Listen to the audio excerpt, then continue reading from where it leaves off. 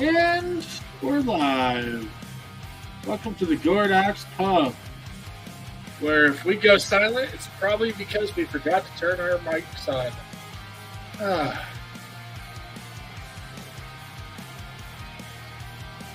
You know, the brush that you have over on the right, the middle one. Nope. Went over. The middle one? Yeah. This one? Yeah. Yeah, these are paintbrushes. This is not a paintbrush. But it is a brush though, right? It's the first thing that I pointed at was this. Oh, okay. Well, that one looks neat. It's what? It looks neat. Okay. I don't know. It's a cheap-ass synthetic brush. It's got a little hand grip on it. But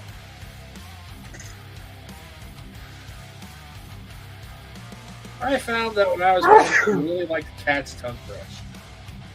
what? The cat's tongue. Cat's Yeah. tongue? Yeah, it was a shape of brush. And, yeah, I loved it. It's about like, it's almost like a baby between the two you have there in green. It's like I don't know, but I just liked it. I don't know why. One of those things just seemed to do all the things I wanted it to do. So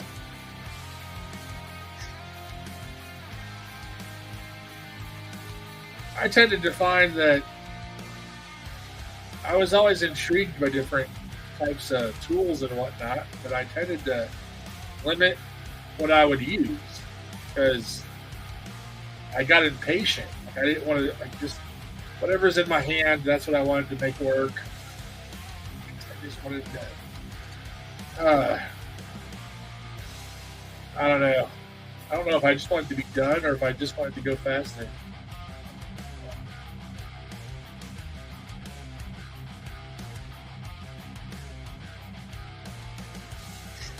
Yeah, Thursday night after our stream, I went through and I was looking at all kinds of different pictures, just trying to figure out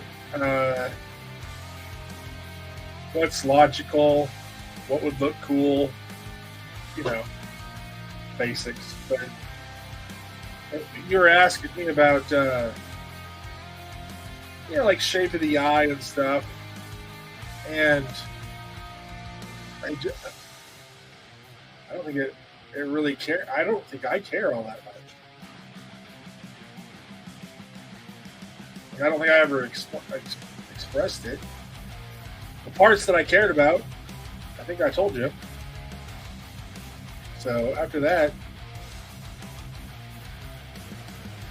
I feel almost like I'm cheating because I don't have a hard opinion about some of this, but I don't think that's cheating. well, I know it's not, but it kind of feels that way, I guess, just because I'm like, Well, I mean, like you. All right, so how do you imagine? You know what I mean? How do you imagine her? Probably from a distance, right?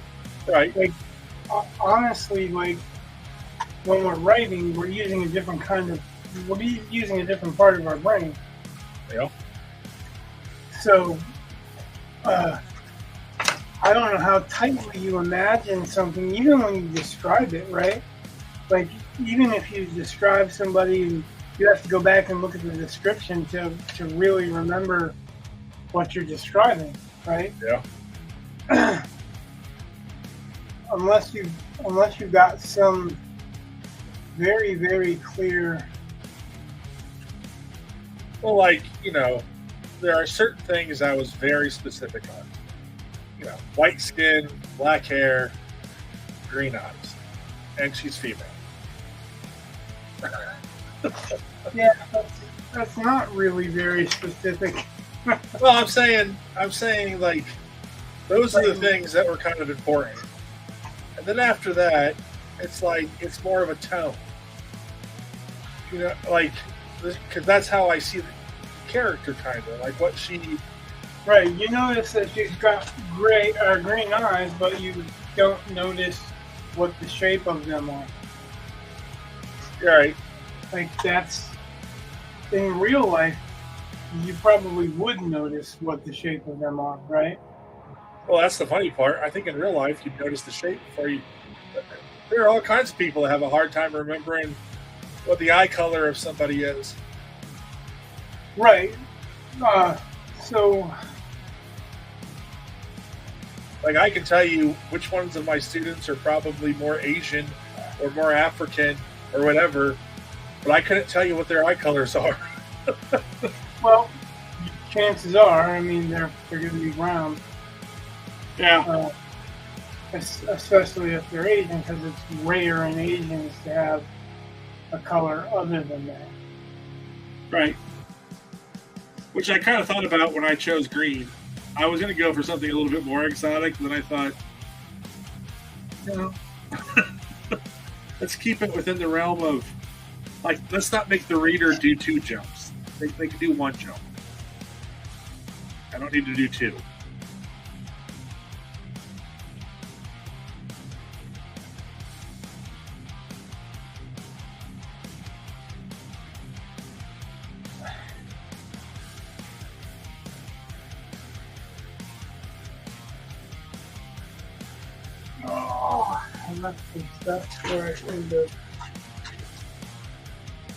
Yeah, so like if you're noticing somebody and writing about it, you notice, their ethnicity and all that first. And when you're creating somebody, you're creating them by personality first. So it's less important. Yeah, that's a good way. Yeah. To put the features in. Yeah, I mean, like, that's the good thing about being a writer is that I understand that end of it.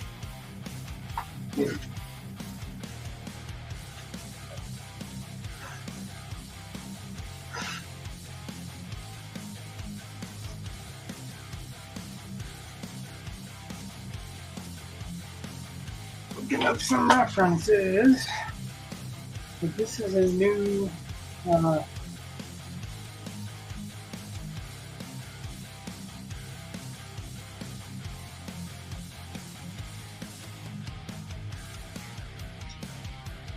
new search engine and all.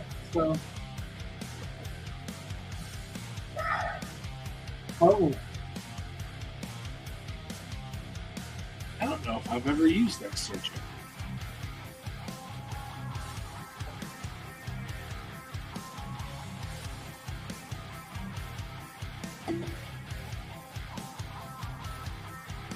Huh. What? Well, it seems that I can't just copy an image.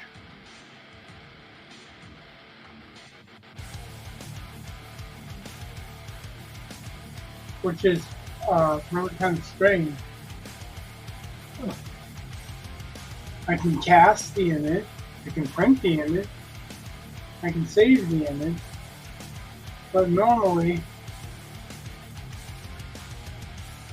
well, let's see if I can do this.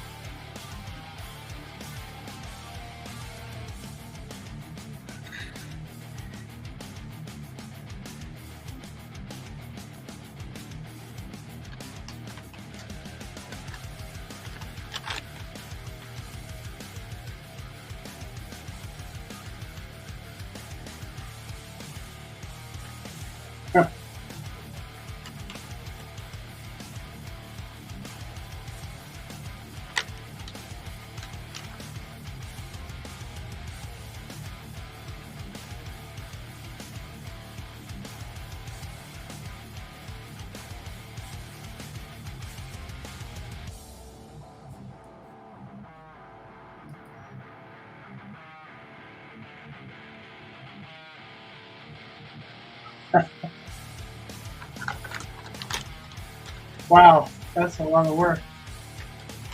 Okay.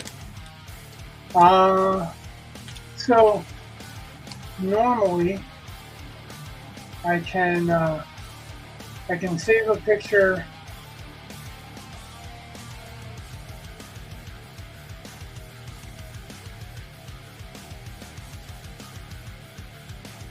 by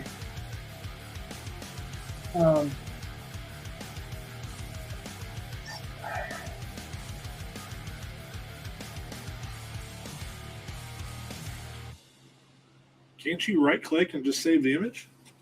I can't. Not on this search engine or not from the source. Huh. So what I'm trying to do is get a decent size image. Yeah.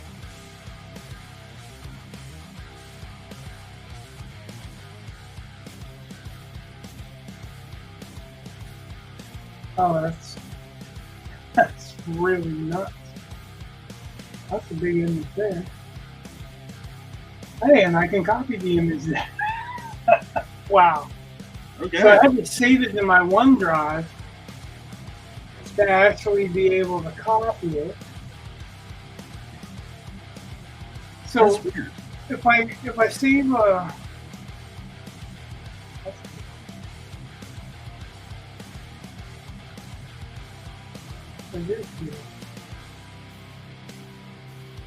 there are some changes. Wow.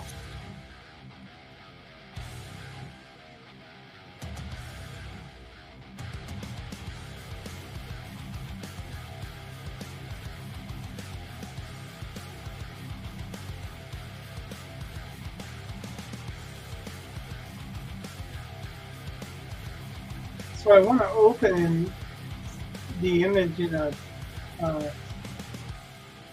want to open it, but I can't really. That's weird. Yeah, because when I try to, I want to open it in a different program.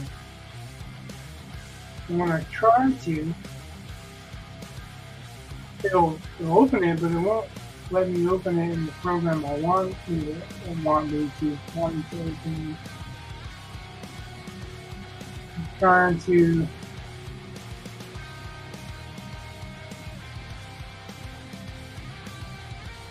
See, open it as a PNG, and I'm trying to. Maybe I have to save it as a PNG, which that just adds another step to the process.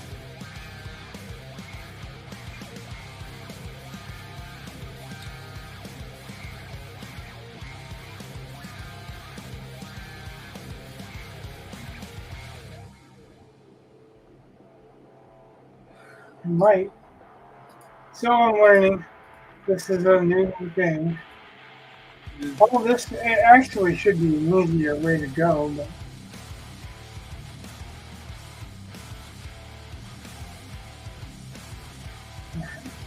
we got enough. This. All right. Wow. What?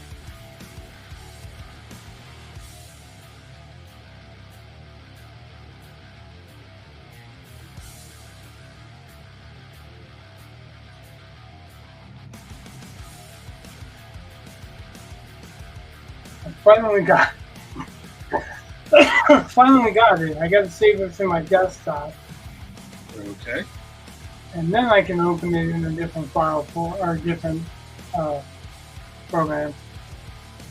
So what I'm doing is I take a file that's either a web file or a PNG in this case.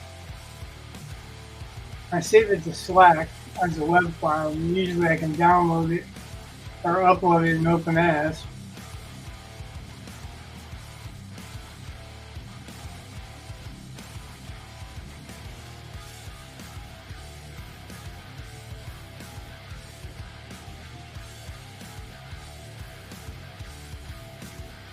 And I can open it in MS Paint and just save it as a JPEG.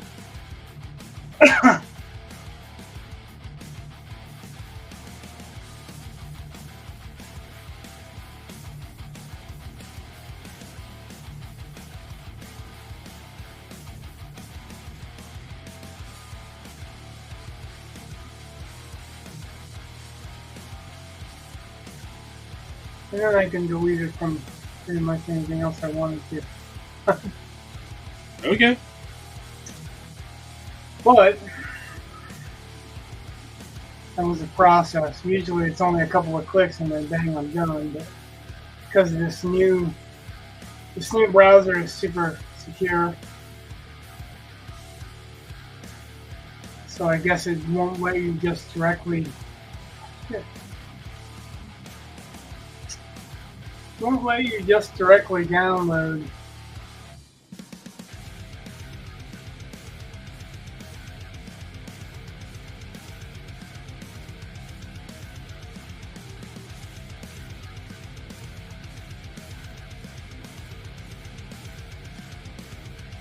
So I'm using actually your suggestion as a reference. Okay. Because there is a couple of fixtures with black air. Oh, okay. So I'm not going to use it directly, obviously.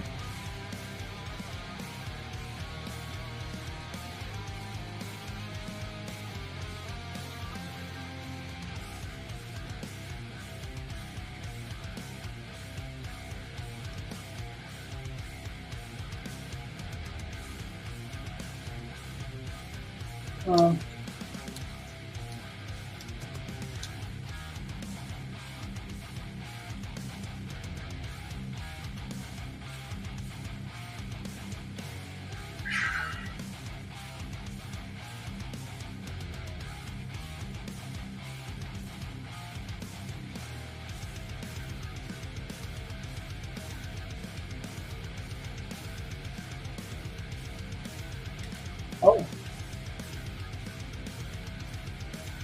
Nope.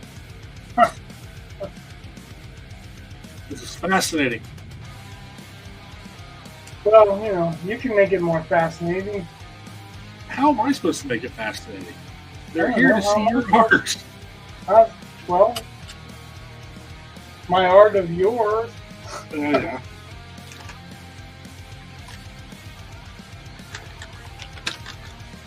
While you're looking, I'll just I will talk about this amazing thing my son brought me. Not a sponsor, mind you, but oh yeah, Albanese True to Fruit gummy bears. These are amazing. They have Bing cherry, white peach, strawberry, Concord grape, banana, mandarin orange, watermelon, Honeycrisp apple, red raspberry, and blueberry. As opposed to the traditional flavors of cherry, strawberry, mango, pineapple, lemon, orange, green apple, watermelon, pink grapefruit, lime, blue raspberry, grape. They're delightful. I may have already eaten a bag on accident while I was tasting it. It's delightful.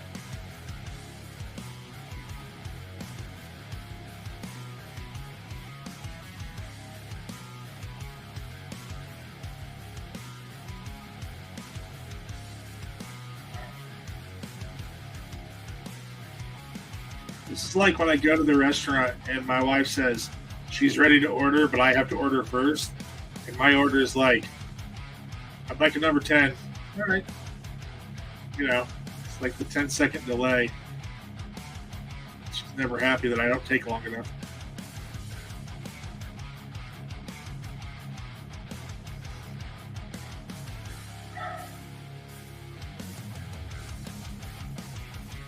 By the way, I was looking through some of my belongings, and when my wife and I got baptized, we were given these wooden stakes, basically, which are a little bit like the size of your blending stump. And I was wondering, not that I want to use that one, because that one's got meaning. But But yeah, like wood should blend too. I think it would last longer. You have to get a soft wood, but I think it could be good.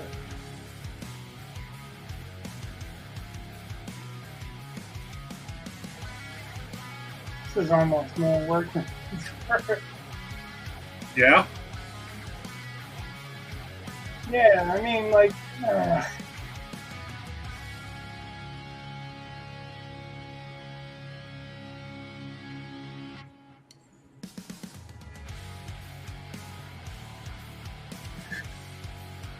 I just, yeah.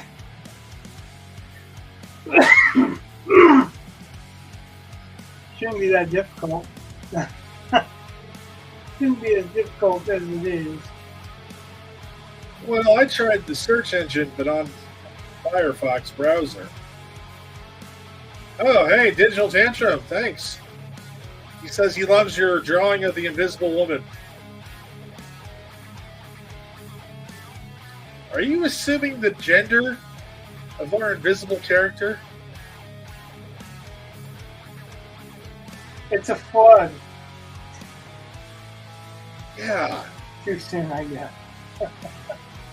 Wow.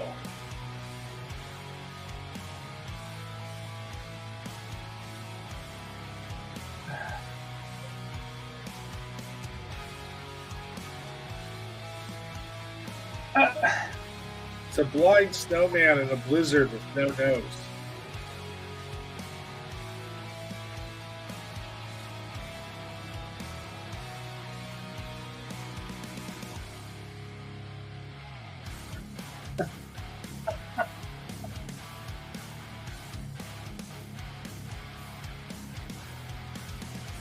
I like how we're getting more viewers too.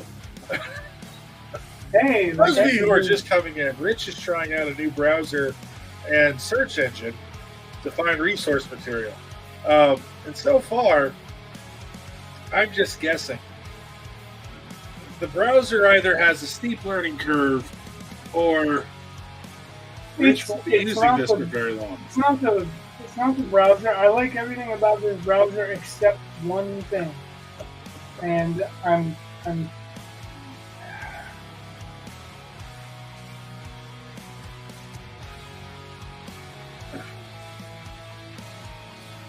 what I'm learning right now is this is not the commercial for that browser. Well, you know, like I like more about this browser than I did about the last browser, but yeah. It's just not the same intuitively wise. Yeah.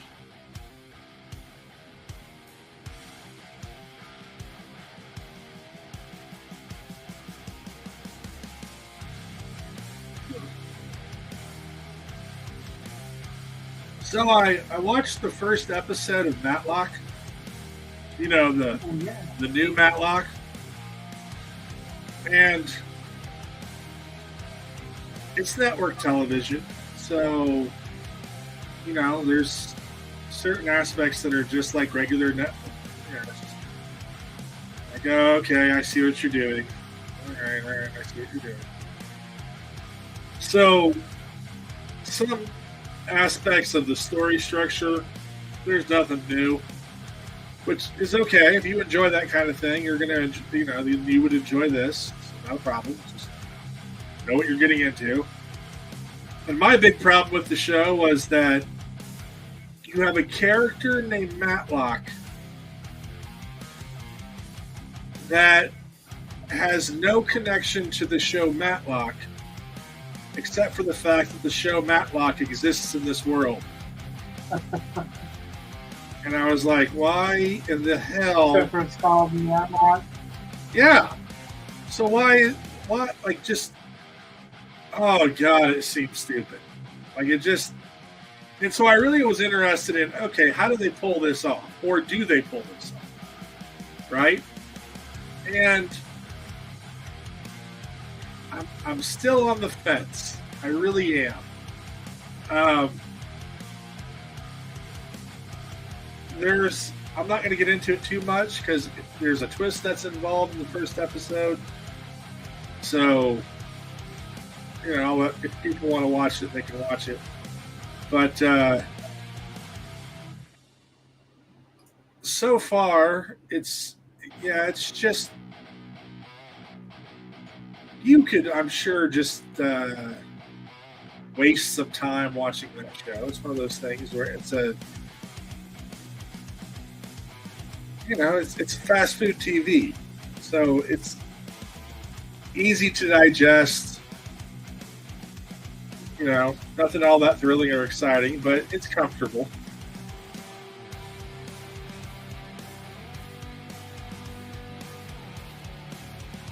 And I suppose if you like Kathy Bates, you know, you'd like the show. And I would say 100% rests on her. No one else in the show has much personality besides incompetent asshole. Like, that's it. Everyone else is just pretty much incompetent and whatever.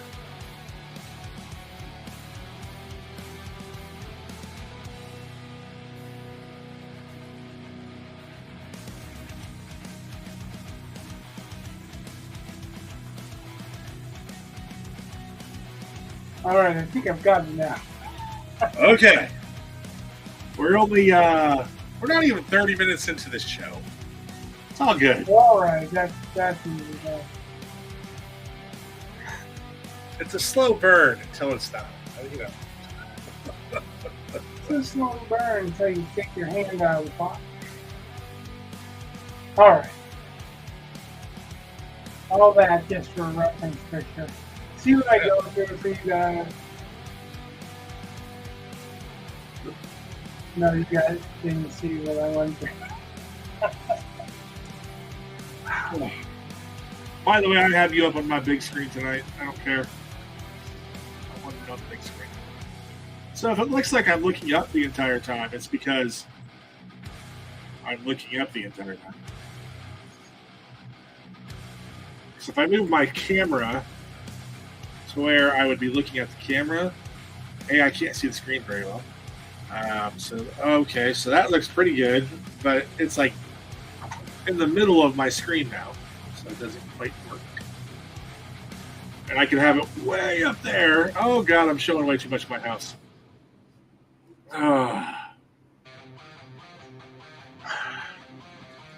Okay, that'll just have to work for tonight because I want the big picture.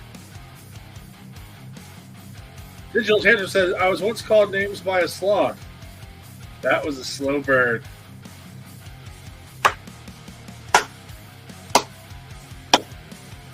Hey, look, that's a sloth having a STD.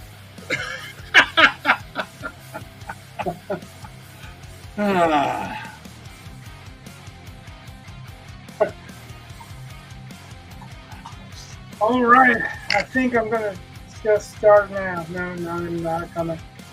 I've got to go through the emotions, right? Have I ever told you? It's going to be trouble. Have I ever told you this story my art teacher once told me? In, like, drawing 101 college. Art teacher once told you. Hold on, Digital Tantrum said, leave it to Rich to take my lame joke and actually make it funny. Stealing that. Well, that was a combination. It was teamwork. Now, there you go. Teamwork makes the dream work. So, I'm in this class 3 times a week, and it's like a 90-minute long class. And Brett was the visual version, and I was just for the sight impaired.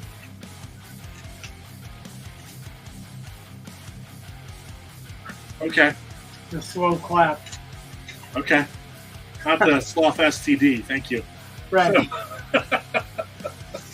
Well, you were showing the slow clap, and then yeah.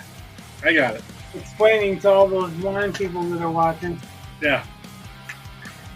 So, this professor, he was a great guy, don't get me wrong, but he had this voice goes a little bit like this.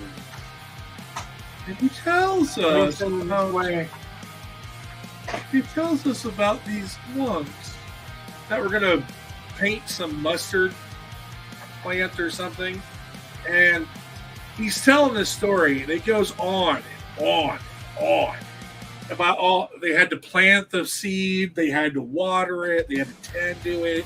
And when it starts to come out, they're all excited, and they're too excited to draw it, so they have to go back inside and clean.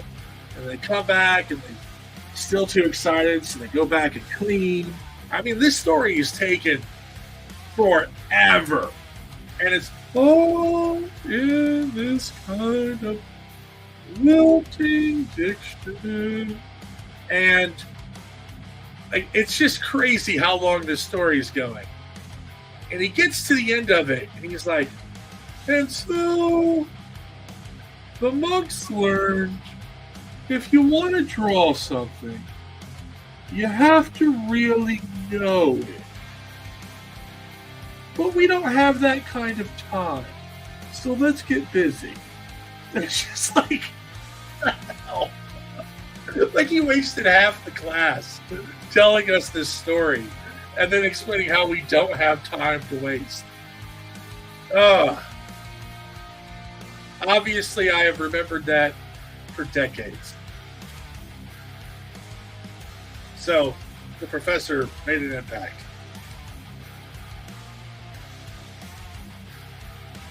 It's kind of funny the way that glove. Whoa, that was weird. Wow. I don't know what happened. I don't know. When you removed that glove, that was like scary fast. Yeah, but it was just. Yeah. But originally, I was going to say it kind of looked like it was an arm, kind of doing a. I guess that side will do it better. You know, one of these, and kind of weird the way it fell.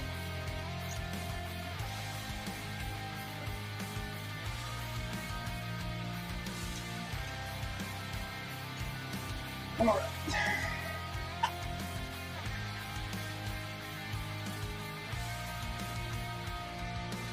I'm going to try to print this out as well, but I'm not going to wait for it.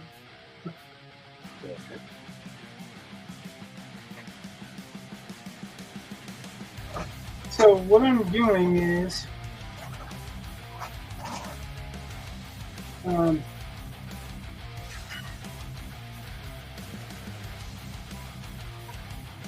the idea is to design the face being in the background, not so much all of her, just the face.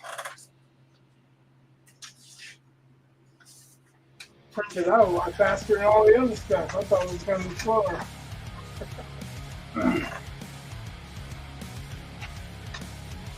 It's one of those things, like we don't have a printer at my house because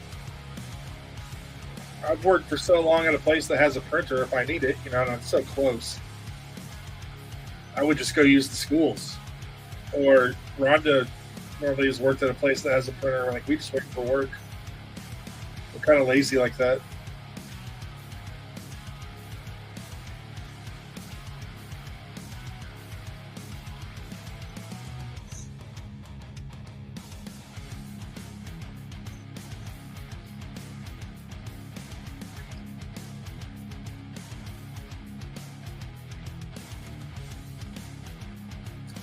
Yeah, for a while we were up to 5 viewers all at once. Nothing was happening. Yeah, no, nothing. And now that something's happening. Yeah.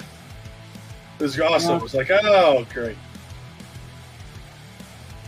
Like, he's starting to work. Let's leave. Yeah. Oh, not this crap again. Although I don't know why you'd come to see someone not do something, but whatever. It's just kind of funny. Well, maybe they came to listen to... Oh, yeah, our witty banter. I think got silent. So I guess it was the music. I dig this song. The witty banter. Not banter voodoo.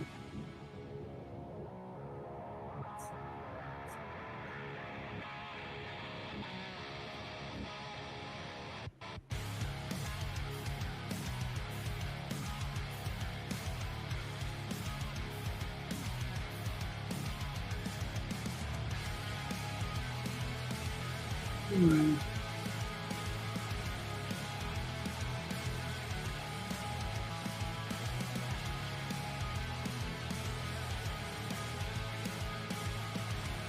Yeah, so earlier today, I came downstairs and my son and my wife are in the living room, and my son goes, "So, when would be a good time to buy a plasma cutter?"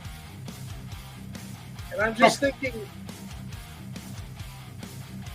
what? Because, you know, that's not the most normal thing to be going out and buying, I don't think. I don't know, maybe you have a plasma cutter and I'm lacking, but it's kind of funny. Just, No, no, I don't have a plasma cutter. yeah. Not that I'm against having a plasma cutter or anything like, it's like, oh, okay. He's got some idea he'd like to pursue, and if I can help him, I probably will. But it's just kind of a strange conversation to walk down into.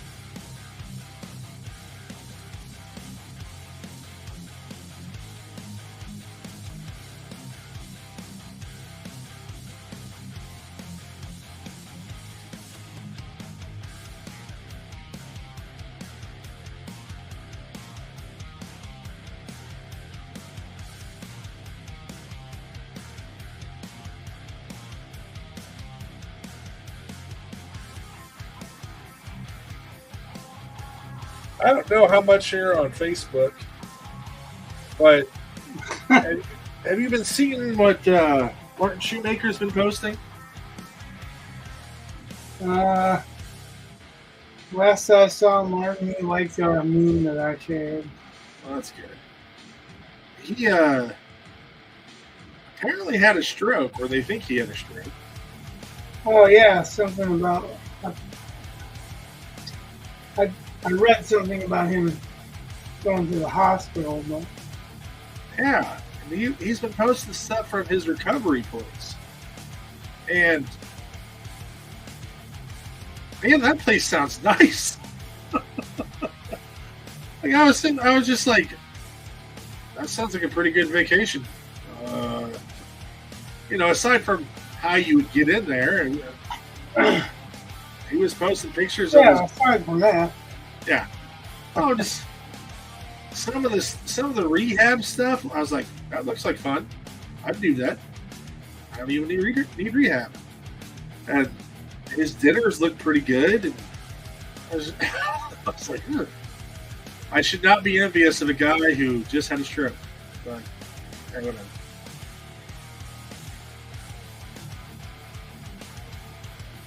Not that he needs to suffer or anything more. It's like, wow, that looks like a pretty nice place.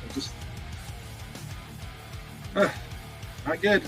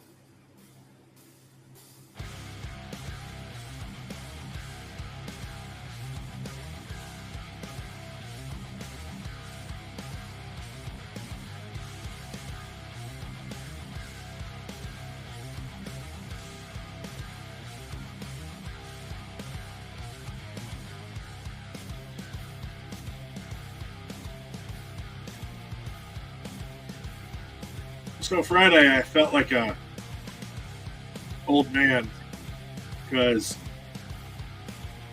I make these little daily read exercises for my classes because their stamina for reading is incredibly low.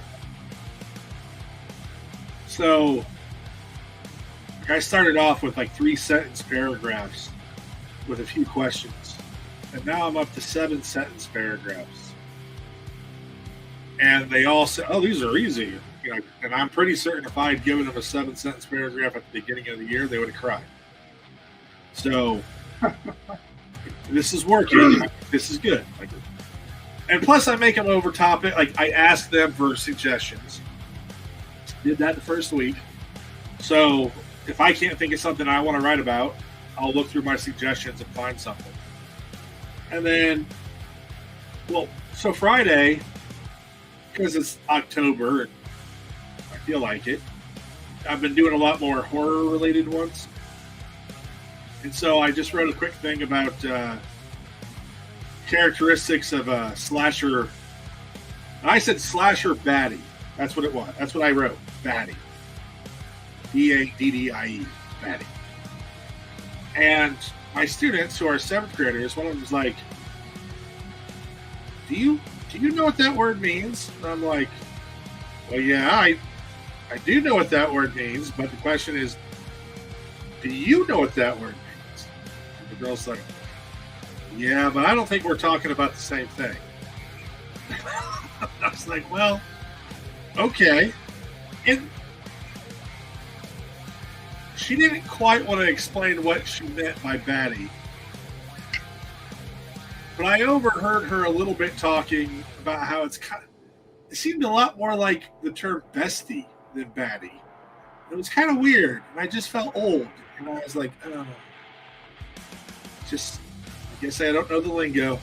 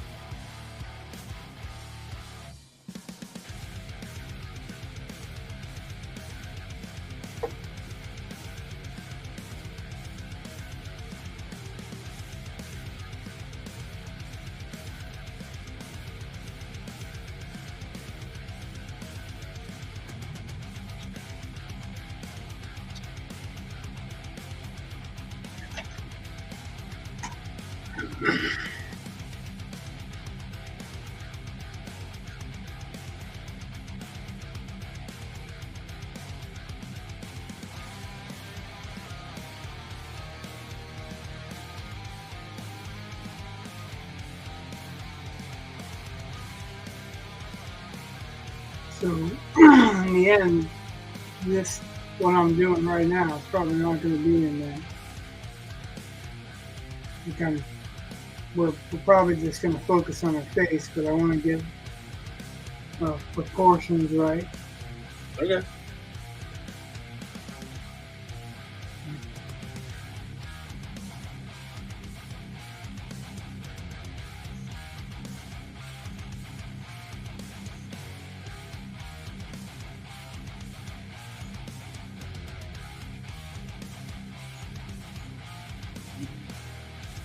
Knowing that I don't have to do white hair, that makes things a little bit easier.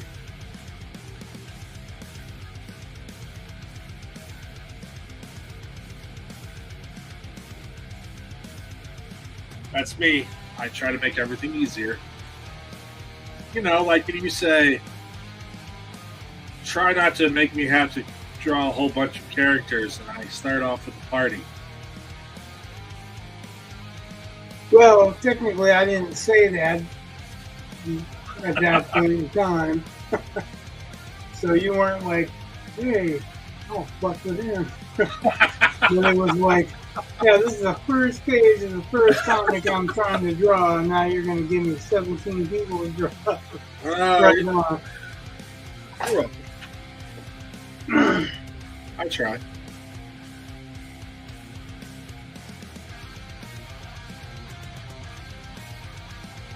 That picture or that video you posted with the guy using markers making the Japanese, I think it was Japanese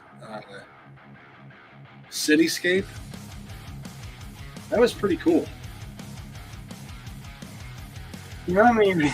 As I post, I'm like, yeah, I know you post a lot. But what about the guy was using big, thick markers and like cutting in with like just these really hard strokes, and yeah, it was just neat. Our guy was like, "Oh, I really dig this."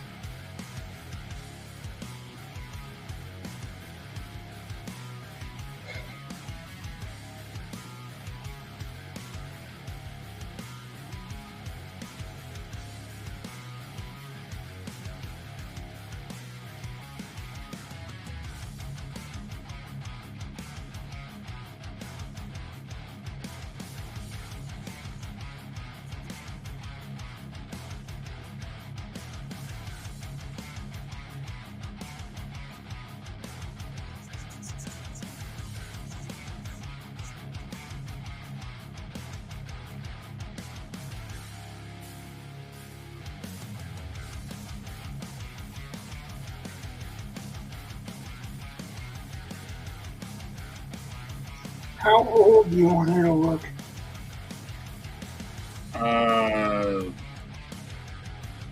20-something? What? Bless you. Thank you. I didn't hear what you said. 20-something you said? Yeah.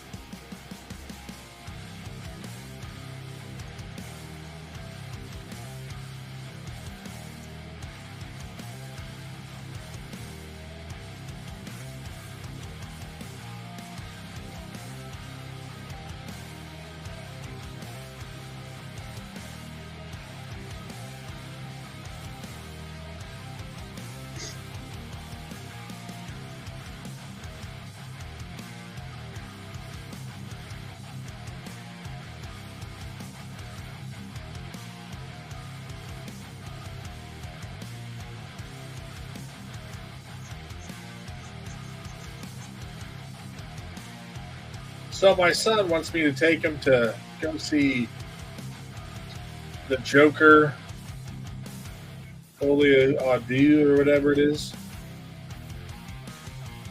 Whatever the sequel is. Yeah. Uh-huh.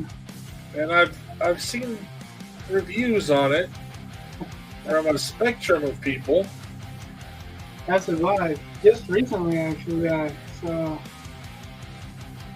one that was only on the positive edge because Lady Gaga performed.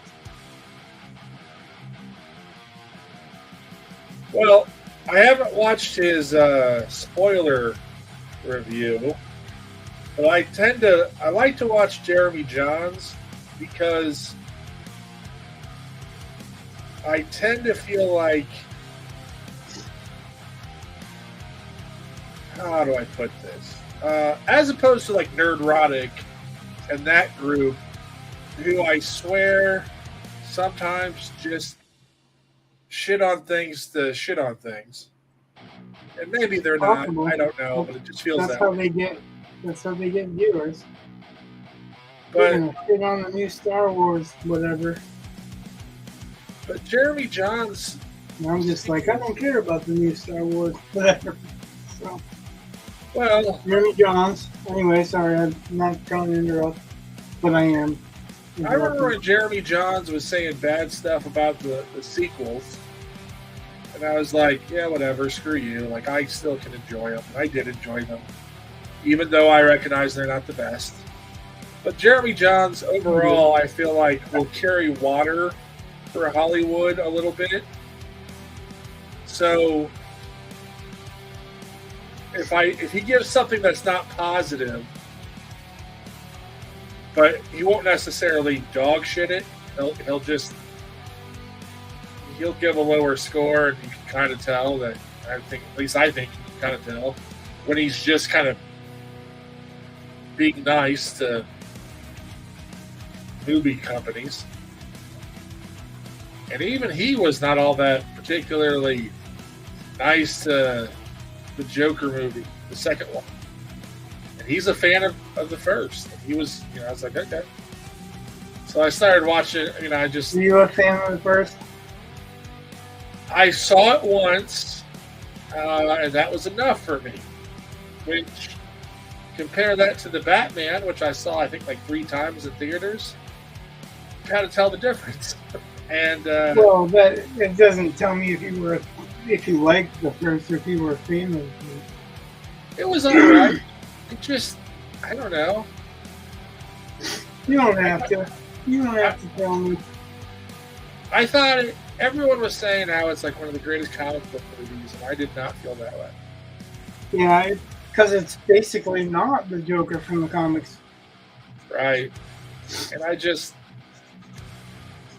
I like alternative lore history sometimes. And so I was kind of interested in that aspect of it. And I like the ending of it overall, where it's questionable whether any of it really happened. I kind of dug that. But that reminds me, just to interrupt for just a second, remind me later on, I have an idea for the comic. Okay. But, yeah, while I can recognize parts that were enjoyable, overall, I just didn't care. And it's a nihilistic movie, and I'm not really into that. That's not going to be generally my favorite type of film. Even films like Fight Club, which is pretty nihilistic, overall, I thought kind of had an interesting take on life. But the Joker was just, to me, it's a little self-abusive to go watch. So I wasn't really looking forward to the second one. And my son is like, yeah, I don't really want to go. My girlfriend does. And I'm like, well, hey, that's all the reason to go. You just make sure she wants to go, so you're not going and suffering through it. You're both hating it, but if she wants to go see it.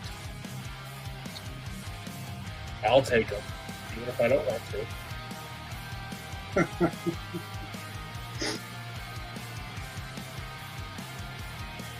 As opposed to nihilistic, that's very altruistic. At least, I mean, I wasn't going to go see it in theaters. I would have waited, but if he wants to go see it, whatever. I'll suffer through. Like, it's not going to be that bad. Well, the guy that gave it a positive rating, that only gave it a positive rating because Lady Gaga has a performance, said all he could muster was a 6.5. So,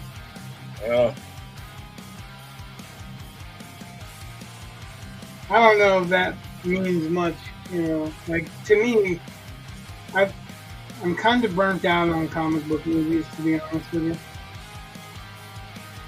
Well, I don't see them doing anything really good as far as what the comics set out to do.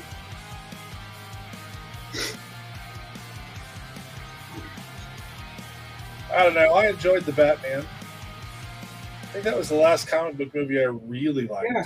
When did that come out? Oh, I know. A couple years ago. And on top of that whole when did that come out thing,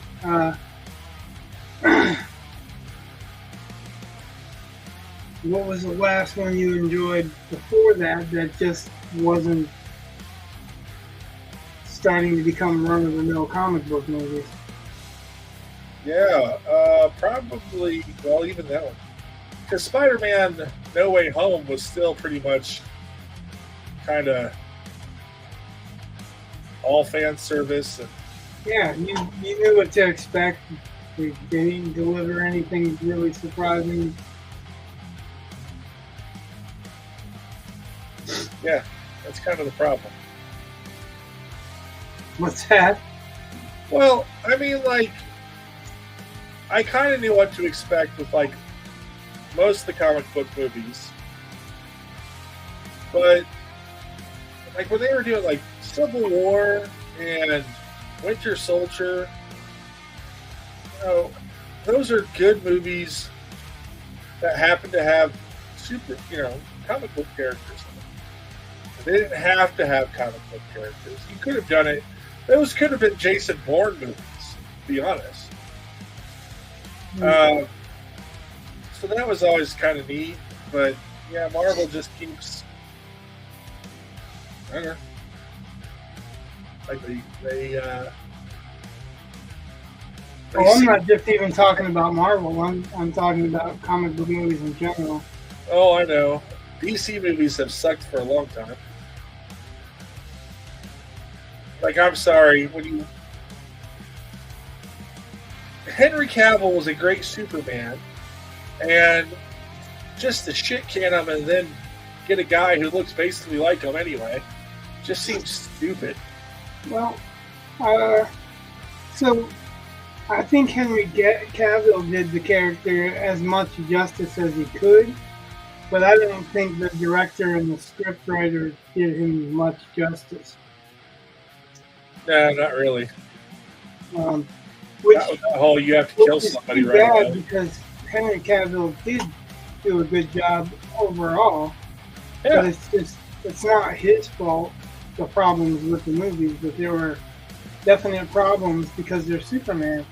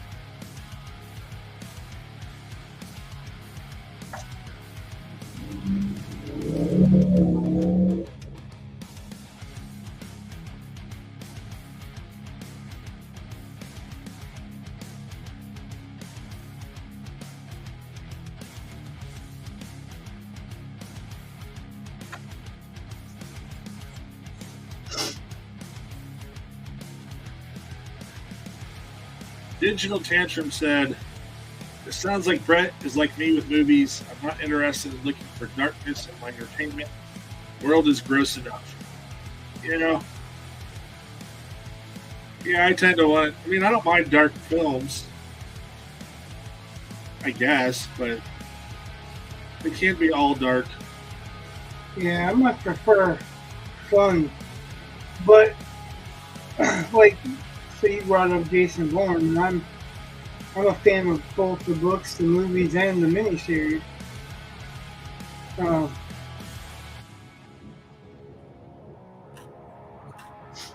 That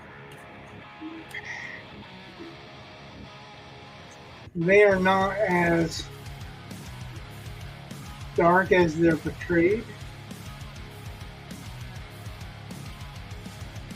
Like if you go by the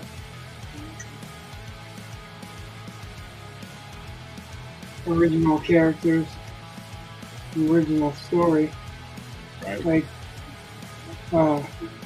Jason Bourne is a really, really deep story because there's several layers of. There's several layers before it was ever Treadstone. It was Medusa, and Bourne was a Vietnam vet, and he had married a Vietnamese woman that was basically murdered by an airstrike, which is what motivated him to do what he did and be what he was. But in the books, spoiler alert, he wasn't after Mombasa and all that shit. He was after the Jackal. Hi, Allison. His main thing was he was trying to draw out the Jackal by undercutting his pricing. And they weren't really killing the people that the Jackal was supposed to kill. They were just making it look like they did so that he could undercut his pricing to draw him out. I don't know if you heard me, but Allison's here. I did. Hi, Allison.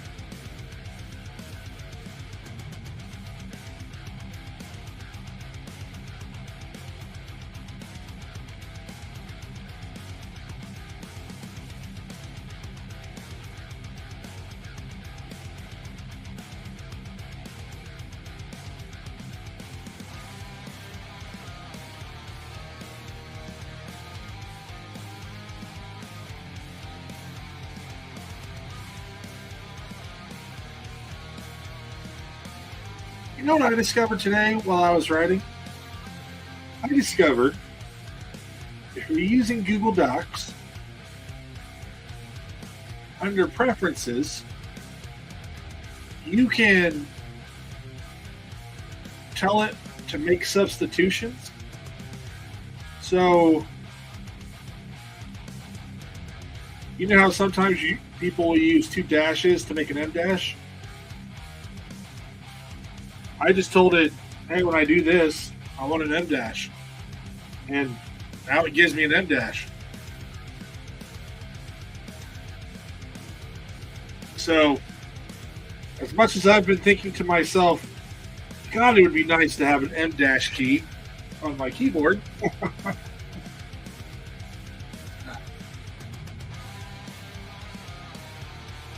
See, it works like that for me in MS Word. And I know the code for an M dash, so. Well, I used to know the code for the M dash on Google Docs, and then I forgot what it was, and I was always having to look it up, and I was like, well, I know the code for it on my keyboard. Oh. Which is holding the Windows symbol and then hitting period at the same time. It gives you choices that you can make. Windows and period, huh? Yeah. Do I dare to find out? It'll just give you a selection box, and then, hold on a second. It does. And then you see the plus triangle. Yeah, the symbols. Here. You click on that. I that. didn't know that. You're welcome. Wow. I have been doing it the hard way this entire time.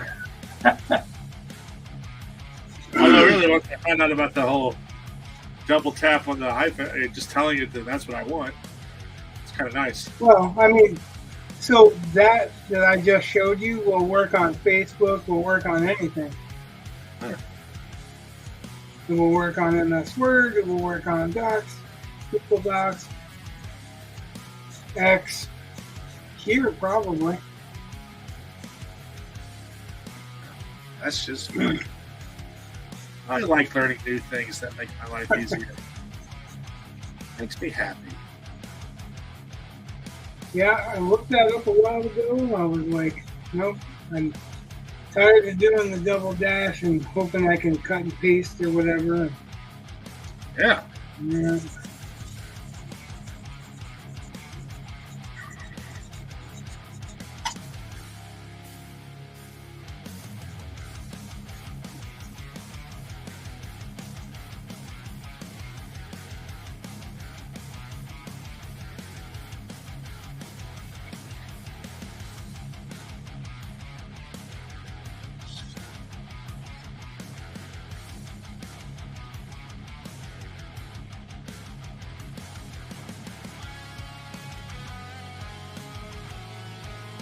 That is a game changer. Oh. And it's ridiculous how easy it is to make me happy sometimes. Wow. You're right, because I was just a lot of times I'll be on I'll be working on Google Docs, or I'll be working on Write or Die. That's one of my favorites. You know that. And then Grammarly. And so it's fine so long as I do it on Google Docs. But yeah, if I go to Grammarly or if I go to Write or Die, that's not going to, the keystroke will do its dance. Yeah, that's nice to know.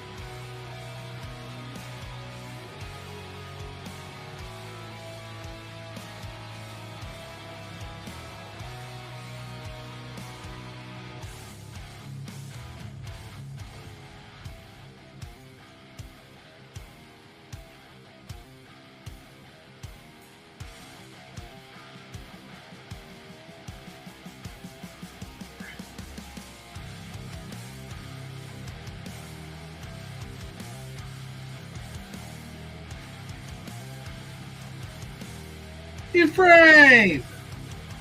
Hello! Yeah, it's been a long time. Yeah.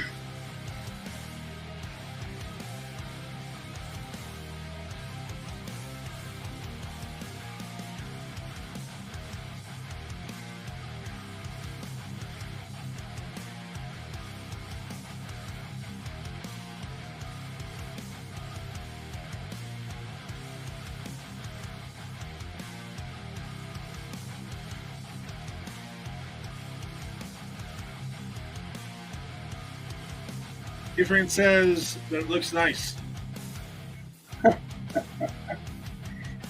Thanks. It's way early in the process. Is it in the trust the process stage? It's in the trust the process stage. I love that idea.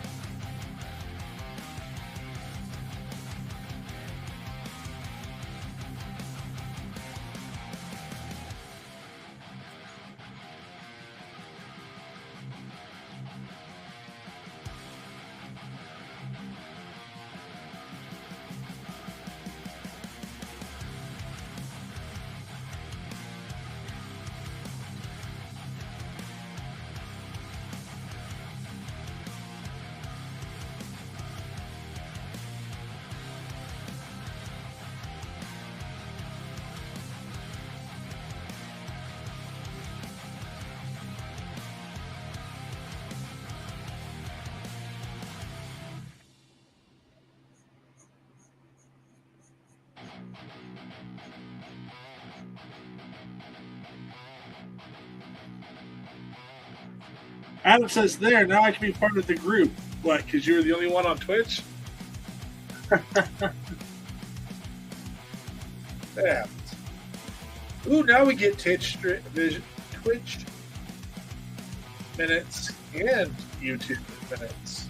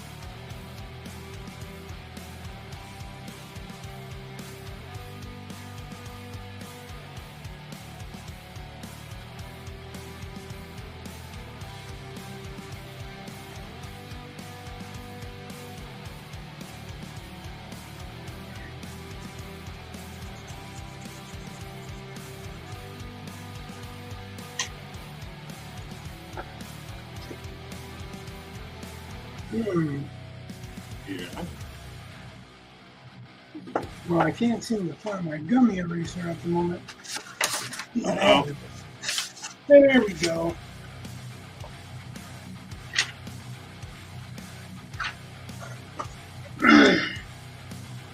So I want to remove all the material, just lighten some of it up a little bit.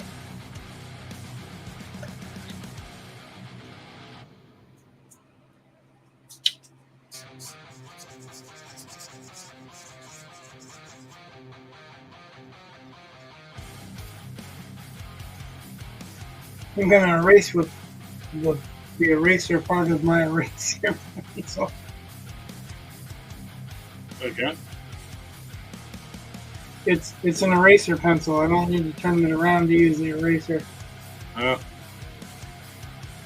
But instinct told me I had to. Damned instinct.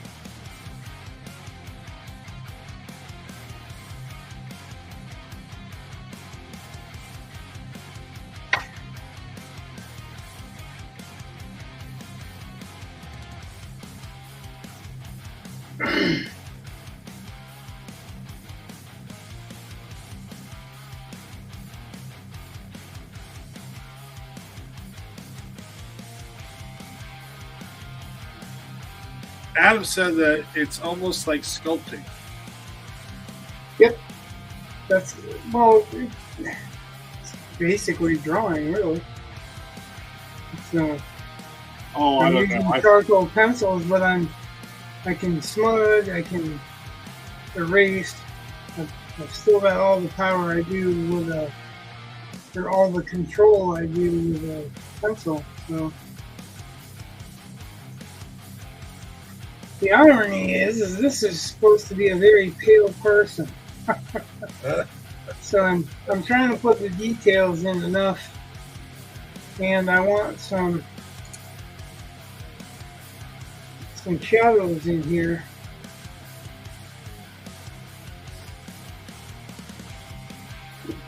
Because I think that'll be a more dramatic approach when it comes time to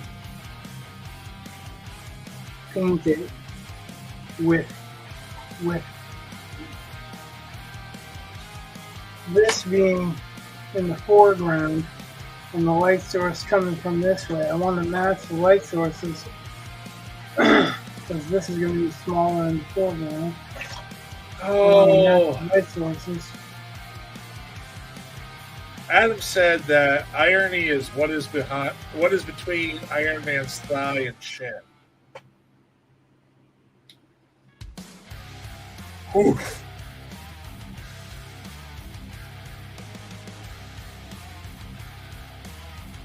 What's good about that, Adam, is when I'm teaching irony this year, I am so stealing that just to watch like the three kids grow and die a little bit inside. And the rest of them won't get the joke, which will make me die a little inside. But I'm still going to do it.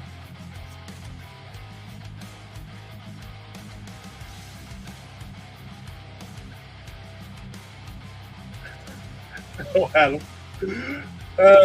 Again, I'm stealing that joke.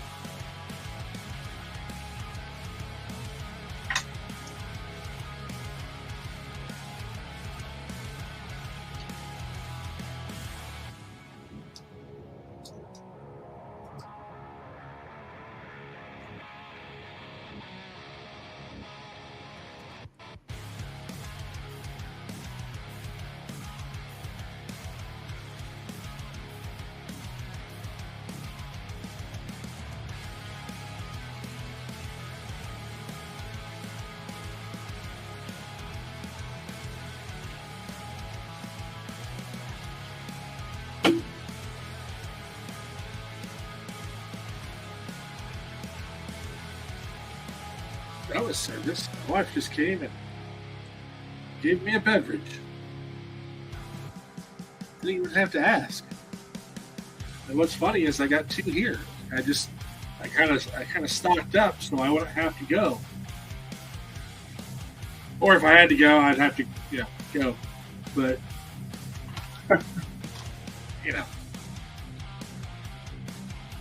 Sometimes. But yeah, she just came up. I don't know what maybe she's coming to bed here in a minute, but she brought me a nice cold one. Not a sponsor, but it could be.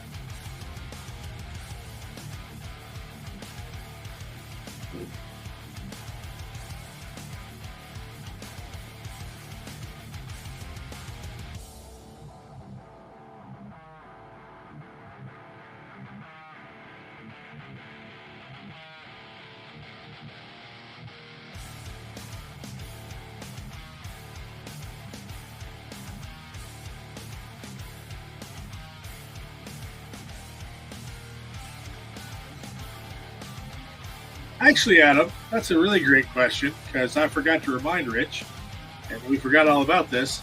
But Adam said, where is Mastiff in the scheme of the universe? And Rich had some commission pieces he had to do first, so that kind of got interrupted. But, Rich, you said you had something you wanted to discuss about the comic book. Yeah, kind of, but not here. Okay. Yeah, it's not a big deal. It's just some ideas that don't necessarily directly relate to Mastiff, but or someplace that we can go from it. Okay. I have a couple of ideas that, like I'm reading something actually that, and this is not comic book, but I was thinking about the comic book while I was thinking about what I'm reading. Okay. And what I'm reading was what you reminded me of when I said, well, you just reminded me of, you know. So basically I'm reading an older book that the point of view is of the private investigator, but the author just calls him the I, right? Okay. And this I has a daughter that he's never seen in person, or hasn't seen in person since she was really little or born or something like that. But he works for a bigger private investigator firm, and he's hired to find some rich kid, follow some rich kid and seeing what he's doing instead of getting a job and all the stuff his parents want him to do. And then he witnesses the dude get murdered by this chick that he marries. So it's a really weird setup to it, and a really weird situation. The setup to it is he's following them, well, he's following him. He follows him to a park, and he's taking pictures. And yeah, he grabs an ice cream from a vendor. And then while he's taking pictures, he falls over backwards, and he like has to piss real bad, and he whips it out, and he's like laying down halfway passed out, thinking he's gonna black out or die or something. And he's got his junk out. Okay. Well, it does lead somewhere, and this is why I'm telling you this part. Okay. Is that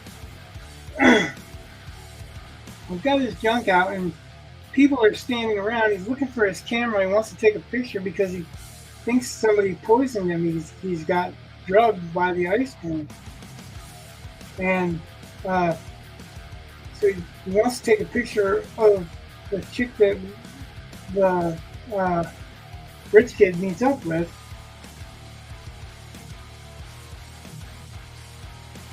And this little girl gives him one, which is really weird because in these days, if you're hanging with your junk out in the park and a little girl approaches you, probably not going to give you your camera, and nobody's going to say anything. But I hope not. So he ends up coming, like, regaining his consciousness, stature, whatever. He gets back up, and then he follows them and witnesses this chick murder the dude, and takes the dude's body out and basically sink it in a lake. And then he ends up following this woman around, and she's basically a serial killer. Like, he's following her around, not reporting that she's killing people. A little messed up. And like she'll get money from whoever, and then she'll just murder them. And he, instead of reporting it, ends up starting to cover stuff up. Right? Oh, yeah, as one is wont to do, to aid and abet a murderess. But, right, and it's really, really weird, but I'm about a quarter of the way through the book, and I'm like, it just suddenly struck me. I don't know if this is going to be what it ends up being, or if it just struck me that it would be a good story. But I'm like, what if this is like the first Sixth Sense? And the dude's not really following her around. He's really dying in the park with his junk out. Okay. So yeah, like I was reading this and thinking, you know, like it was a weird thought, but it was that started me thinking about. And I also took that link that you shared me for the comicsology thing or the comics whatever thing. Yeah. And started to read a new comic book. And it only gave me so many pages, but it linked me to the next issue. Oh, that's weird. So I went to the next issue and I read a bit. And it reminded me a little bit of what we're doing.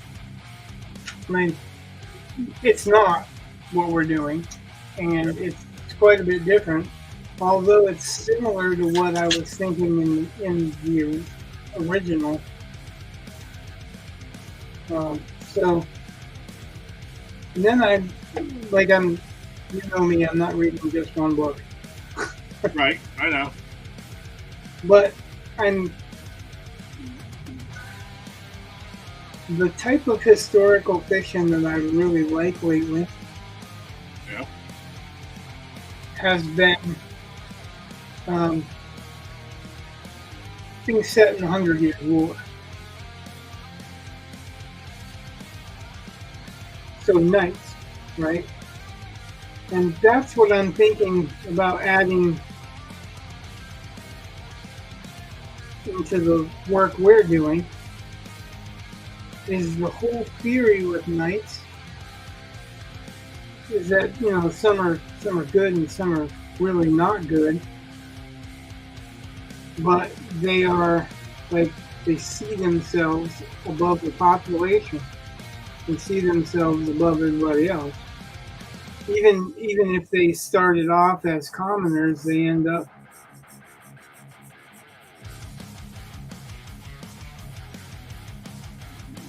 not as commoners.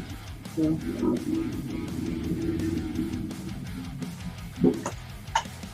I was thinking, where vehicle outside your house. Yeah, that's a like. Okay. We have a couple of people in the neighborhood that have got them, and it's getting close to put up your Harley season. So nobody likes put up your Harley season. So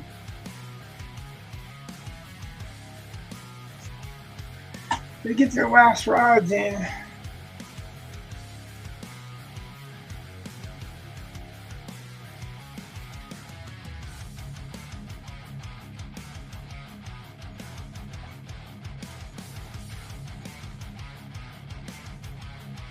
So is she gelling for you, or am I wasting my time there? It's a beautiful butterfly. What's that? Oh, it's what I always say. I always tell you it's a beautiful butterfly. Or a gorgeous giraffe or whatever, just, you know, to yank your chain a little bit, because that's what I do. Yeah. I mean, it works for me. Can you imagine how miserable it would be if you were a giraffe and had to puke? That's a long elevator ride. Yeah, I was thinking, I'm just like, I've never thought about that, but yeah, that would be God, is it just like, how long do you have to sit there and have it regurgitate? God, I hope they don't. I wonder if they do. Now I'm going to have to look that up later. Like, I know rabbits can't vomit. I have a pretty short throat, and it's not long of puking before I'm like, I don't ever want to do this again. So, you know. God, that was, I don't know what it was. I don't know if I got bad Cheetos. I don't know. But I ate this bag of Cheetos, and I was like, okay, I'm going to throw up. Like, just, it hit. And I was a little worried I wouldn't be able to get to the bathroom. I was downstairs, and I nearly went out the front door. because I'd rather throw up outside than inside. But instead, I made it to the bathroom. Is it throwing up if it's inside? I would prefer to throw up outside than inside. If I Well, can't. no, I'm joking. If it doesn't come out, then it's still inside, right? Yeah. But it was like the entire bag came out all at once, and then I was done and happy, and I was like, all right, that's weird. Like, it was almost like being drunk and throwing up, which I've described as a delightful yawn. But it's just weird. And now I'm thinking about a giraffe doing that. That's really weird, too. Yeah, I'm sure the giraffe feels the same.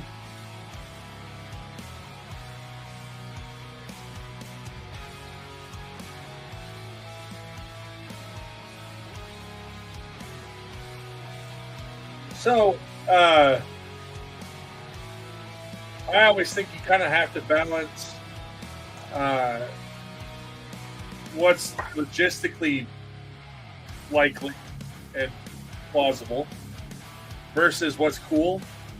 Like Star Wars errs on the side of what's cool versus what's plausible, put it that way. Yeah, like form and function. Yeah. So, I gave you that information about Kairoon here just because I was like, I don't really know what's believable. When it comes to hair growth,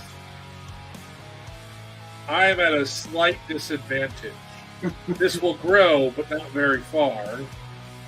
Not like a woman's hair.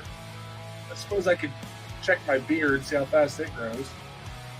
But I wasn't sure how long her hair could be, which is why I just kind of left it. I was like, I don't know how long this is. I don't know, you know. Well, so I gave you like the max I thought it could be. And there's a question of how long does this story take place in? Right. How long will she be without trimming it or whatever? Yeah. Well, I mean, all those, that's why I was like, I don't. Yeah, those are really good questions, by the way. Because, yeah, I don't know exactly. I know where I am in the novel, so that's where my brain is automatically right now. Like, that's where it is, right? Yep. And you're absolutely right. Like, okay, this could, yeah. So, anyway, but I was prepared, I mean, literally, to go anywhere from like G.I. Jane or V for Vendetta shaved, you know, to, like I said, the pixie cut. And I wasn't sure. See, I don't know what you want to draw. I wasn't sure what would be likely. I was kind of being a cheat because I was kind of just be like, well, I'll see what Rich comes up with, and I'll just go with that. Well, you know, it's like I said, it all depends, and I'm considering right now. This is all for dramatic purposes. Right. I want to have this side of her face pretty much disappear in the shadow. Okay. I'm going to work on the highlights on this side of the face for the opposite reason, right? So yeah. This is a little bit of an arbitrary length, but it also is working on the model that you gave me. Okay. Well, I know, like I'm the not. one that I gave the most on had longer hair. Because it was, you know, it was more of a poofy bob. So, whatever. Right. This is the reference I'm using is the same actress, not the same character. Yeah, not the same costuming, not the same anything really. I mean, it's a picture of her with blonde hair, and I'm just using it really for facial structure and lighting, like to give me an idea. But this is how long her hair is hanging in front of her face. Yeah. And I wouldn't be surprised if, it was growing from the front, that it was longer on one part than another. But in reality, it may not even go past here. Because the original idea was really from here, right? Right. So I'm just trying to make sure that there's enough hair to see hair, and enough hair to see the color of the hair or the value. Cool. Not the value of hair. Yeah, I get it. That's a whole different subject. That's my 7th graders think it's absolutely funny when I for some reason it plays very well for me to mention how I have no hair or to make hair jokes, which I have no problem. Like I shaved my head pretty darn early. Like as soon as I thought I could possibly be making a comb over, I shaved my head, and I've never been upset with that decision at all. Part of that's because I have my wife and she doesn't care, and so I don't have to worry about getting chicks or whatever. But also, right. I just, God, I don't have to comb anything. Well, I guess my beard, but yeah, I don't have to comb my hair. It's instantaneously dry. I'm just starting to let mine grow back in because after I got out of the coma, while I was in a coma, nobody fucking brushed my hair and nothing. Yeah. They left the hair tie in. Wow. And it was just a clump, So I'm like, I don't want this. I don't want this like this. So just shave it off. And one of the nurses actually, he's an asshole. When I first come to, he's all like, seriously, he's bald too. like, yeah, and he's all like, I'll do it. Later on that day, Eli and Amanda show up. They had no clue what I was going to do. Oh. Eli stopped. You didn't recognize me at all. Well, that's about, if I were to shave my beard off, my younger boy in particular doesn't like it. He does not like it when I change that much. And he's, driving a car now. He still doesn't like it. And like I was looking at the other day, I was like, yeah, I probably need to trim this because my chin is way up here. And my beard is getting kind of long.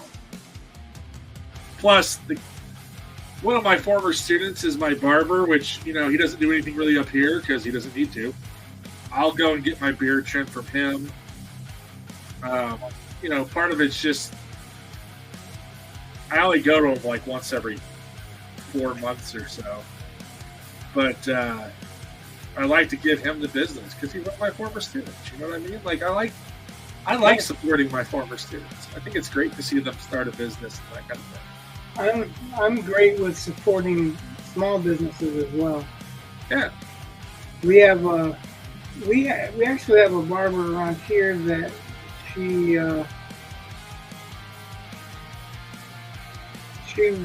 a military wife and her husband died, but she basically opened her barber shop to do his hair and to do veterans' hair, stuff like that. And during COVID, and there was another issue that she was giving away haircuts. Really, pay me when you can and if you can. So it was like we took Eli there. She made Eli comfortable. It was.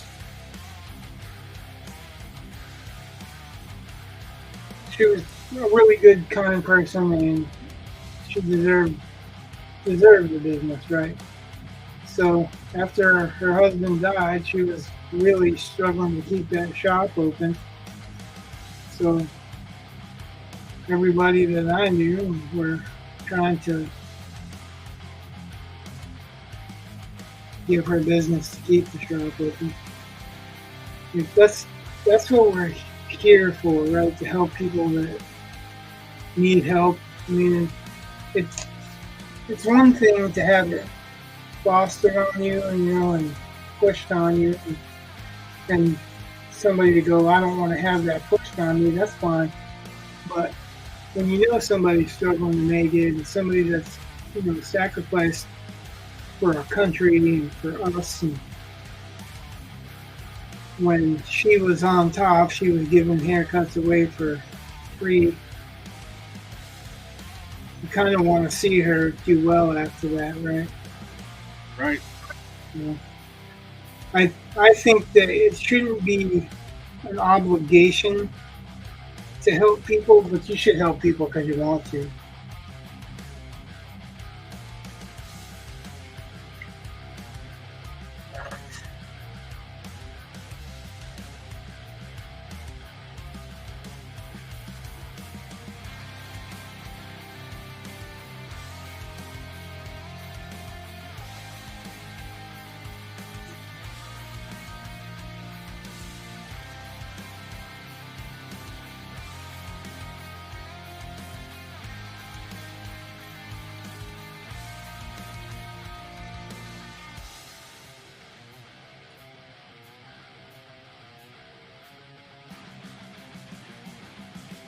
So, student, small business owner, anyway, especially these days, because the small business owners are getting screwed.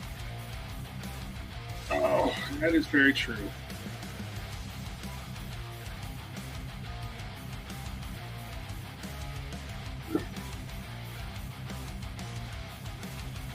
I saw something today that kind of made me laugh because, you sometimes have to piece several things together. But there was a newspaper article about how the U.S. is poised for a huge economic growth period. Yeah, once the real estate bubble pops. And I'm like, okay, well, it's just kind of an odd. So I'm like, oh, well, gee, is that because the polls all show one side, one particular candidate winning and another candidate losing, and therefore, yeah, we may actually have some economic growth again? Well, with this crap that's going on with the storm. Oh, that is terrible. Yeah, so they are not allowing help to come through. Elon Musk did telecommunications, and he was trying to send goods to help, and they are literally stopping that from going through. Right, this is the part that I find weird. Because, Kamala's giving them $700 checks. Yeah. Even though the belt she's wearing while she's waving is $750. Well, and then also, okay, so we have these conspiracies going around now that say it's a massive land grab by the federal government. And they get kind of wacky with all the conspiracy stuff. Well, that's actually, there's fact in that makes it not surprising actually at all. Because the facts are that they've been trying to get the land that the people that are suddenly out of homes on, because there's the biggest lithium deposit under there in the whole country. Right. Which both of them are necessary for cars and telecommunications and stuff like that. Right, but I don't really know how. They've been trying to get permission to dig through there, to mine for it, and the applications have been on hold because the residents have been fighting it. This is all fact. It's not supposition. The residents have been fighting it for a while. So, how much of a conspiracy theorist do you have to be to think that there's something up there that in the mountains it's flooding, but in the lowlands it's not flooding like the mountains? This so happened to be flooding right where they needed to get people out of their homes. That's a mighty big coincidence. Well, again, what I've noticed is that a lot of times they tend to try to, like, if something's true and it's going to come out, they'll try to attach something to it that's not true so that they can kind of disprove the whole thing. And so I'm seeing chatter about weather control and all this stuff, and it's like, okay, sure. Like, so cloud seeding is real. Cloud seeding is absolutely real. There's a company that does it in Colorado. That's what you're talking about, is they cloud seeded to change the direction of the storm. And there's all kinds of weird stuff that happens around that. We probably shouldn't talk about it because we'll probably get struck for talking about it. I don't know how much of it's conspiracy theory. I've seen a lot lately, and some of it, it almost sounds like fear mongering, but some of it, it's way more valid sounding when you see the actual evidence.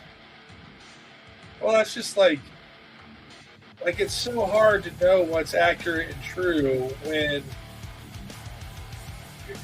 you have Mayorkas, I think, saying that FEMA is not prepared for hurricane season. And then you find out all the money they paid out to illegal immigrants, partially through FEMA, and you're like, okay. And then you see how little they're giving American citizens. They gave the Hawaiians barely anything for all the damage caused there. Right. These North Carolinians, I mean, I'm sorry, $700? That's not going to cover people's rent. Right. Well, that's like that. Well, go ahead. Well, it's just, I mean, I'm sorry. Some of this, at some point, you have to say, why is it we always have money for everyone else, but never money for American citizens?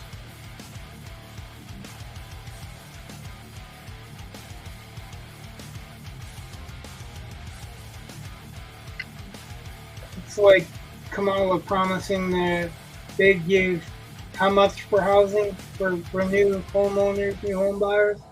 Yeah. It's like, what is it, 20 grand or something like that? Well, that was, what, California offering, for... No, she was doing it on her campaign, too. Oh, great. Yeah. Yeah, we'll pay people to come, buy property and drive up housing costs for the rest of us. I'm so glad that my taxes can go toward making my life worse. More than that is that if she's offering, I think it was either 15 or 20 grand. That's not even much. But in the scheme of things, how much does it cost on average for a new house? Oh, yeah. All that would really do is $400,000. So what is fucking 20 grand going to do to a $400,000 debt? Not a fucking thing. And she makes it sound like she's doing something for these new parents and new homeowners and whatever. She's not doing shit. That's not shit. You can almost get that much of a loan from the city government. Yeah, Yeah. I just keep thinking of how much money we spend on everyone else but us. And that's the part that frustrates me. You know, we've got money to send to foreign countries. We've got money to do this, that for people who are coming here illegally. And it's like, we're not taking care of our veterans. We're not taking care of our own people. Not that veterans aren't our own people. I don't mean to separate those people. Yeah, I have a serious problem with that.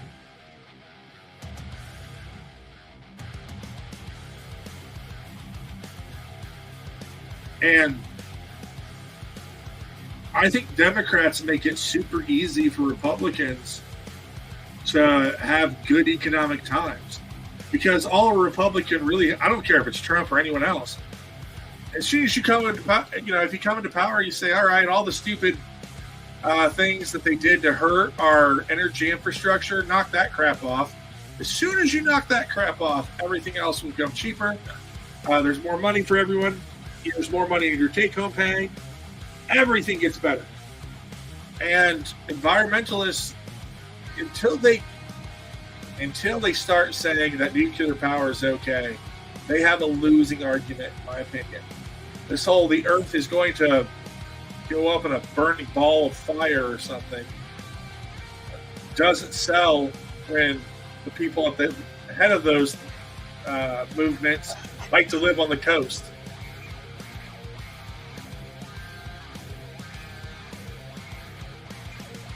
Yeah, Adam, I agree. He said it's not going to change until the citizens start taking ownership of the voting power and political literacy afforded by the United States. Most people don't even know or want to care. Yeah, I agree. Yeah, it was kind of funny because I think the political parties like it that way.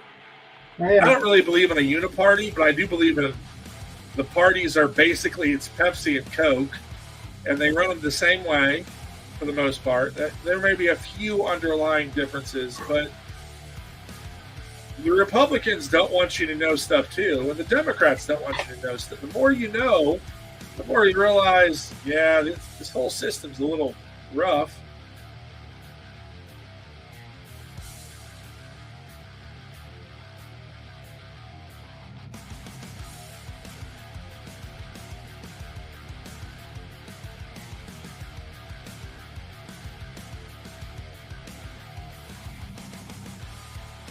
But I think the Republican and Democrats like team sports because I think they get more money when people are playing team sports instead of just actually, following issues and seeing what happens with these laws that people make. And yeah.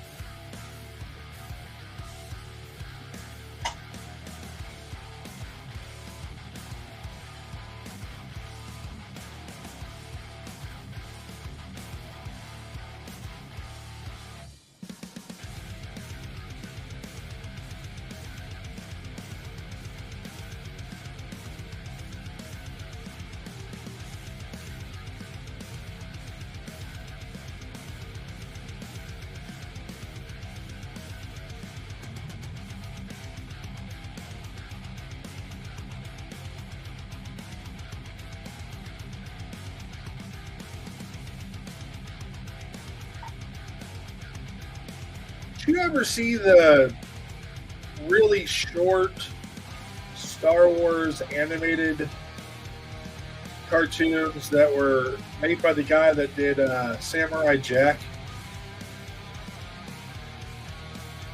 No. Those were the things that introduced General Grievous.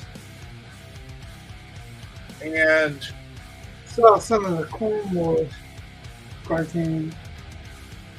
well, this was before the Clone Wars.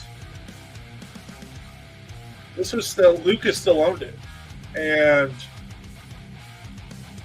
it was, these came out during the prequels, like in between like the second and third film. And they were only like 5-minute long episodes. They were short. But there's a,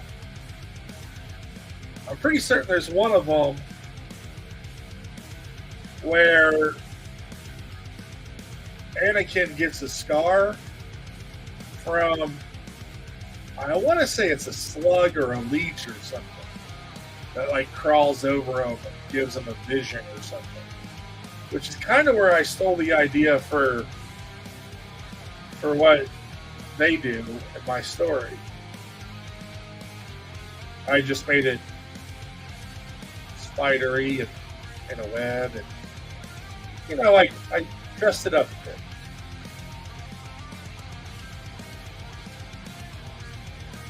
bit. My advice: never do that again. Okay. Because what you just did was give Lucasfilm or anyone that heard that an excuse to sue you, just like Harlan Ellison did. Yeah, because it's not the basis of the story, and it's James Cameron could argue that too, except for that he said on an interview that's where he got his inspiration from. That's what I'm telling you. My advice is don't do that again. Okay. But again, it's I don't know if Lucas could sue because he doesn't have the rights to it anymore. So that's Lucasfilm can. Well, okay. Because Lucasfilm has the rights now. Still, it's just owned by Disney. But again, my stuff. I mean, it's different. I took something from that. Said okay. Okay, but what I'm just saying, you know. Okay. Looking out for you, brother. Trying to look out for you.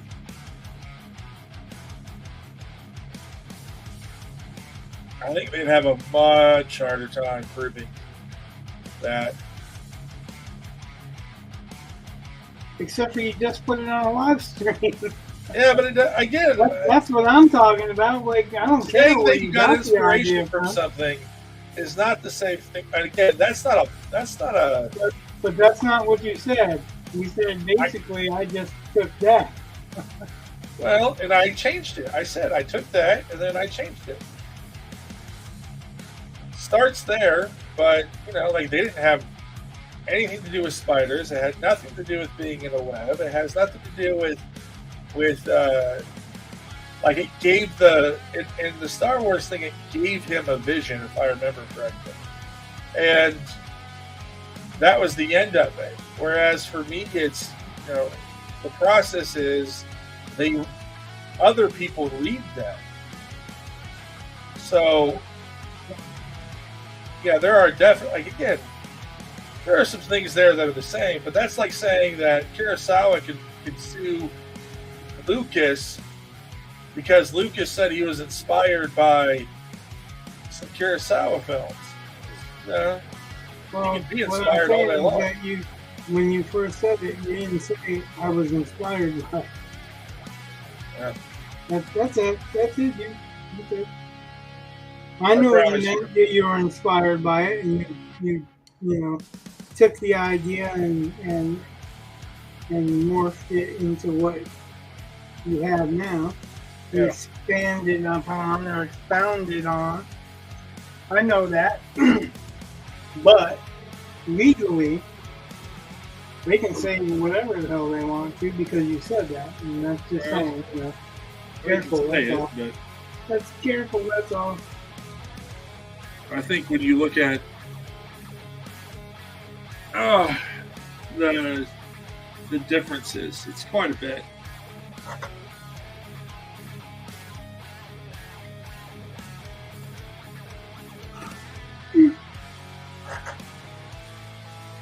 No, I'm not disputing that, right? I know. I'm not worried. I understand your point. Yep, that's all. That's it. Oh. Like, I'm not trying to cause trouble either. Just saying. I don't want to see you get in trouble.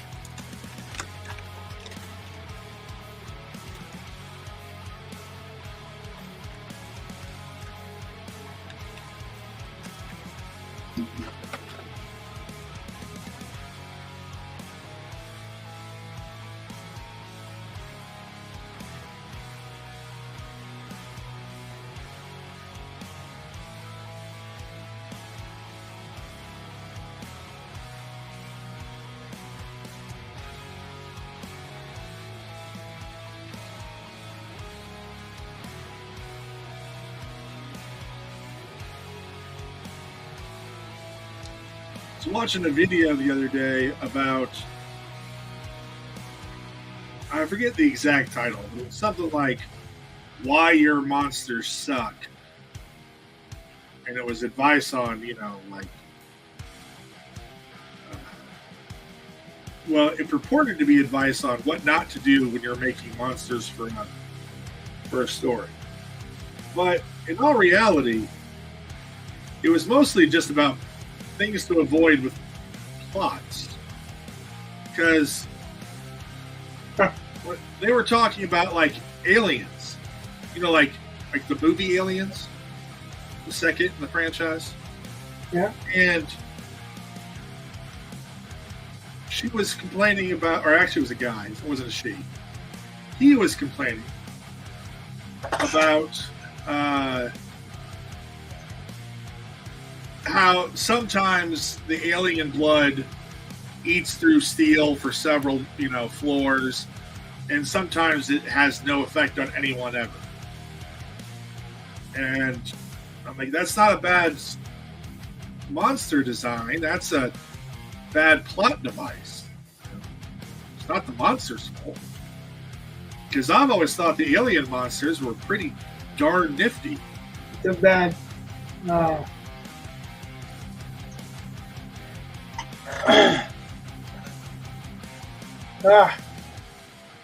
consistency issue is what it is. Yeah. It's not even a plot, it's a consistency issue. Like, it's a plot hole because of the consistency issue, but... Yeah, but it's not a bad design. Yeah. And that's kind of... My problem is I never feel like I can make an interesting design. Like, I always think it's either too derivative or just seems stupid. So... I don't think I've ever come up with a really good monster design. That's why I tend to avoid them.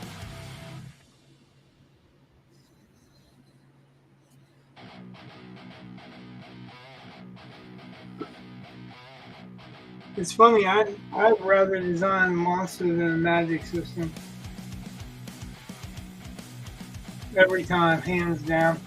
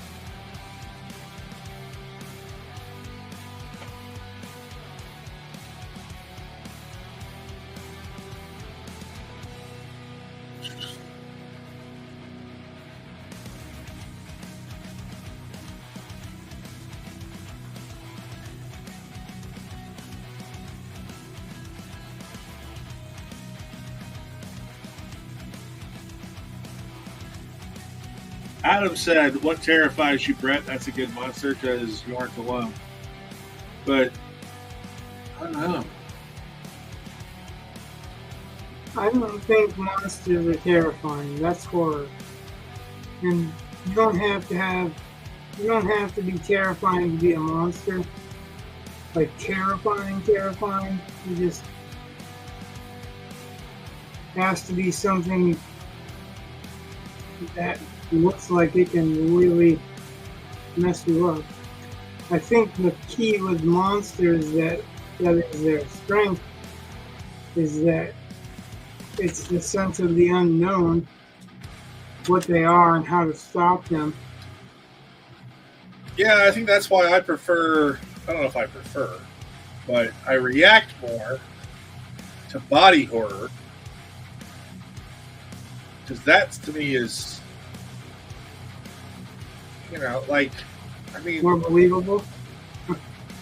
well, yeah, I mean, most monsters, you just think you need a bigger gun.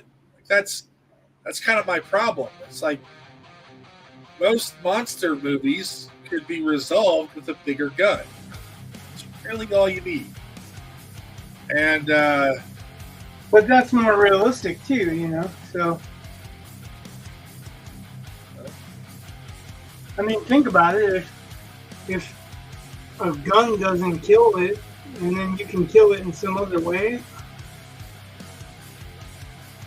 well, that's why that's not realism. With body horror, it's more like it's more akin to an infection, and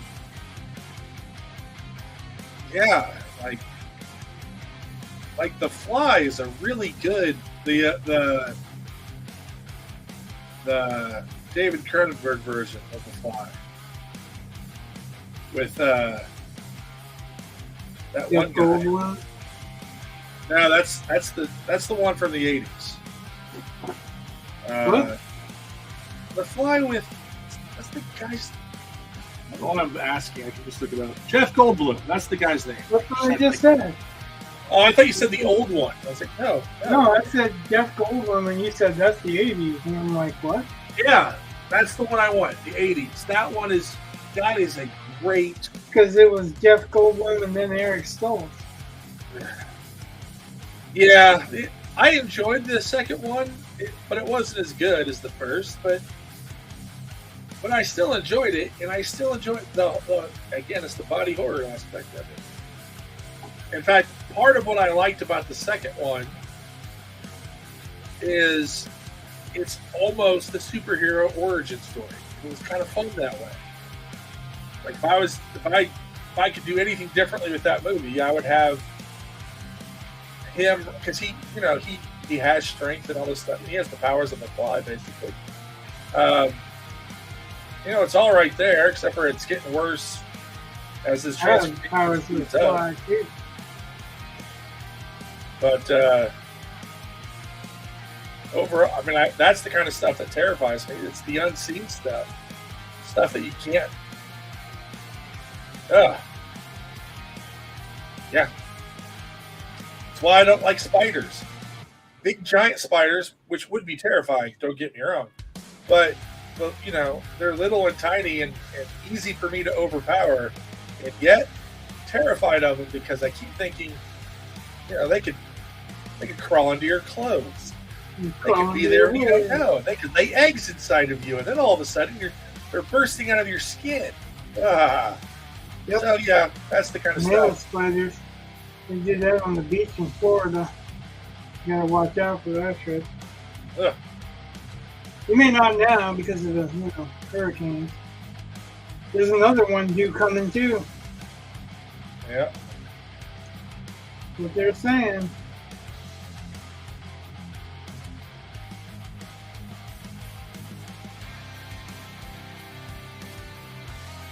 What they're saying.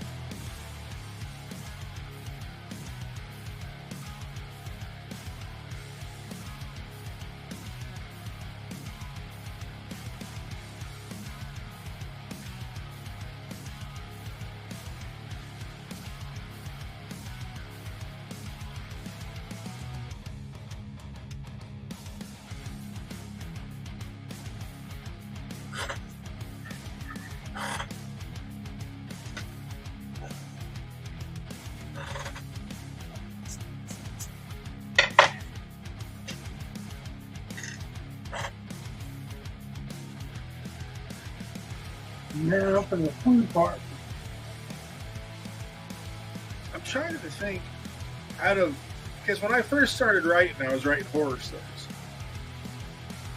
And there was a monster in the first one that I got published. What? I think a lot of us did. Started with horror stories. I wonder if that's because they're closer to mainstream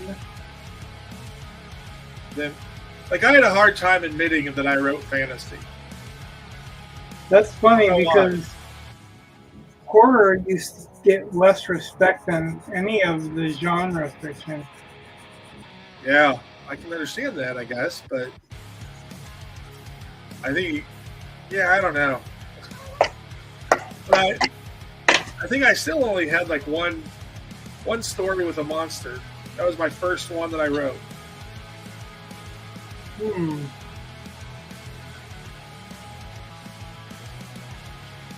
I don't think any of the other ones actually had what I would define as a monster.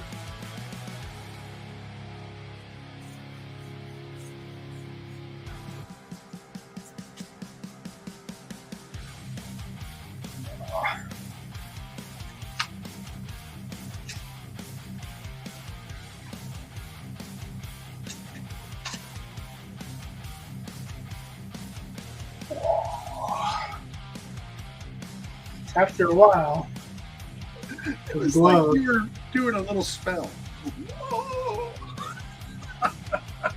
After a while, the gloves drive me nuts. Yeah.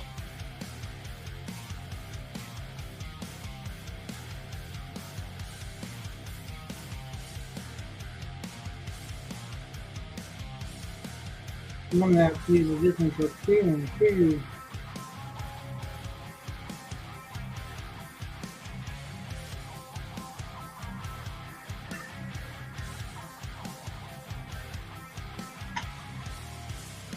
Or just my fingers.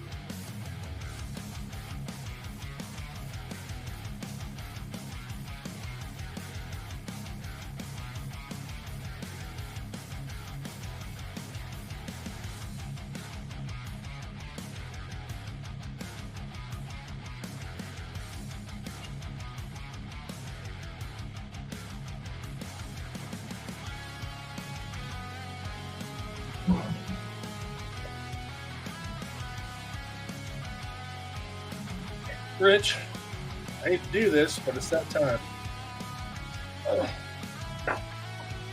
As usual, I'm right there too. Good. You don't want to see this done, do you? I do want to see it done. I want to see it done for several reasons. Number one, I just want to see it done. Number two, the sooner we get this done, the sooner we get back to the graphic novel. So I am doubly motivated. But it's also 11 o'clock, and my wife likes to go to bed around now if she can, and it's a lot easier when I'm not talking. For some reason, when I'm talking to her, she can fall asleep just fine. But if I'm just talking to you, that doesn't help. Kind of fickle that way. My smooth, sultry tones. I think that looks great.